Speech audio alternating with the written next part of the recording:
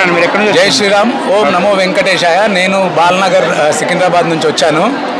So ఇది social media ద్వారా అందరికీ ఎక్కువ పబ్లిసిటీ అవ్వడం ద్వారా జనాలు ఒకరికి తెలియకుండా ఒకరు లక్షలలో వచ్చారు. ఇక్కడ నీళ్ళ సౌకర్యం కానీ ఏదైనా అల్పాహార సౌకర్యం కానీ లేకుంటే చాలా అవస్థపడుతున్నారు.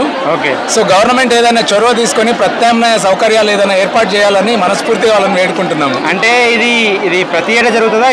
సో మాకైతే ఈ సంవత్సరమే తెలుసు, ప్రతి ఇయర్ కూడా జరుగుతుందంట. సో కానీ మరి ఇంత పబ్లిక్ వచ్చింది. సో ఇది ఓన్లీ సోషల్ మీడియాలో సర్క్యులేట్ అవ్వడం ద్వారానే వచ్చిందని నేను భావిస్తున్నాను. చాలా పబ్లిక్ వచ్చింది. ఈ చుట్టుముట్టు నేను ఒక 3 కిలోమీటర్ల దూరంలో నా కార్ పార్కింగ్ చేసి వచ్చినాను. నేను 5 గంటలకు బాల్నగర్ లో బయలుదేరితే నాకు నార్సింగ్ దగ్గరనే అక్కడనే 2 గంటల ట్రాఫిక్ జామ్ అయింది. సో అక్కడ నుంచి ఇక్కడ వచ్చేసరికి 11 గంటలు అయింది. ఇక్కడ మా మిస్సెస్ ని లోపల పంపించి ఇక్కడ కూర్చున్నాను. ఇప్పుడే ఇక్కడ ఒక ఆవిడ బాధపడుతుంటే ఏదన్నా తీసుకొద్దామని అంటే కూడా షాప్ లో ఏం దొరకలేదు.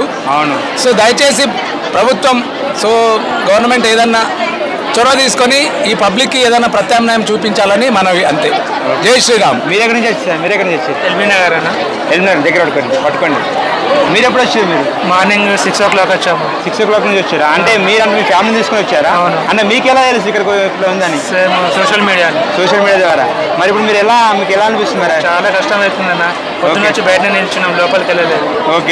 మరి ఇప్పుడు ఇక్కడ అసలు ఫెసిలిటీస్ ఎలా ఉన్నాయి? వాటర్ కూడా దొరకట్లేదు తాగాలంటే. ఇక్కడ కొంటే కదా, షాప్ లో కూడా లేవు, అవైలబుల్ లేవు. ఫెసిలిటీ విషయంకి వస్తే వీళ్ళు అసలు ఇంతగానో ఊహించి ఉండరు. సో ఇక్కడ ఏ సౌకర్యం కూడా ఏర్పాటు చేయలేదు. సో కార్లు ఎక్కడ పార్కింగ్ చేయాలి, ఎంతమంది జనాభా వస్తారని కూడా వీళ్ళు లెక్క చేయకుండా వీళ్ళు ప్రచారం చేసినట్టున్నారు. అందుకనే ఇంత ఇబ్బంది పడుతున్నారు. ఇంకా కూడా జనాలు వస్తూనే ఉన్నారు. మాట్లాడితే బంద్ చేసినాము, వెళ్ళిపోమన్నా వెళ్తలేరు పబ్లిక్. మరి ఒకసారి పబ్లిక్ రావడానికి వచ్చినప్పుడు వెళ్ళిపోమంటున్నారు. కానీ మరి ముందు వీళ్ళు ఇలాంటి ఇంకా ఫ్యూచర్లో కూడా ఇలాంటి చేస్తే ఒక అవగాహన అనేది ఉండాలి. సో మేము ఒక భగవంతుని మీద విశ్వాసంతో వచ్చినాము.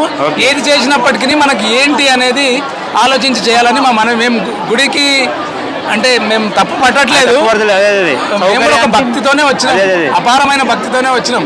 కానీ మనకు ప్లానింగ్ అనేది ఉండాలి. సోషల్ మీడియాలో పెట్టినప్పుడు ఎంతమంది జనాలు వస్తారు, మరి వాళ్ళకి తాగడానికి వాటరు, ఇకపోతే రేపు ప్రతి ఒక్కరికి కార్లు వెహికల్ అయినాయి, వాళ్ళకి వస్తే పార్కింగ్ ఎట్లా, ఇవన్నీ కొంచెం ముందు జాగ్రత్తలు తీసుకుంటే బాగుంటుండే అని నా చిన్న విన్నపం, అంతే. జై శ్రీరామ్.